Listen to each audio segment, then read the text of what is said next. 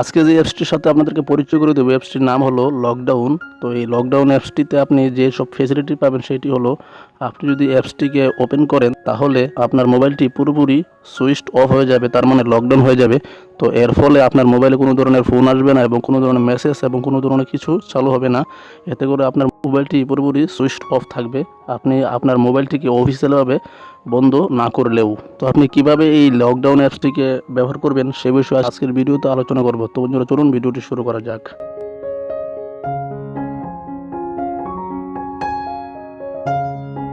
প্রথমে আপনারা Google play store গিয়ে সার্চ করবেন লকডাউন। তো লকডাউনে আপনি সার্চ করার পর প্রথমে আপনি এই অ্যাপসটি দেখতে পারবেন। তো এখান থেকে আপনি এটাকে ইনস্টল করে নিন এবং ইনস্টল করার পর আপনি এটাকে এখান থেকে ওপেন করুন।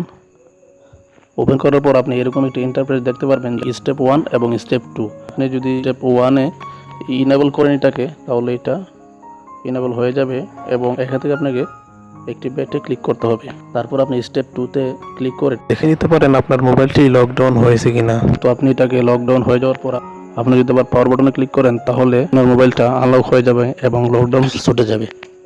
এবং স্টেপ 3-তে ক্লিক করে আপনি এখান থেকে বের হয়ে যেতে পারেন ইএসএ ক্লিক করে। তারপর এখানে দুইটা অপশন চালু হয়ে যাবে, লকডাউন আর একটা হলো লকডাউন সেটিং। তো আপনি যদি লকডাউনে ক্লিক করেন তাহলে সরাসরি এটা লক হয়ে যাবে।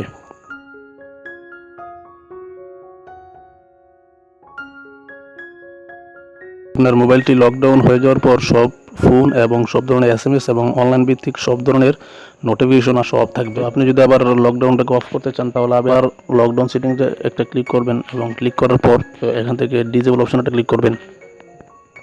তারপর এটা ডিজেবল হয়ে গেল। তো এখান থেকে আপনি এখন যদি এটাকে আবার এনেবল করেন তাহলে লকডাউনটা ওপেন হয়ে যাবে।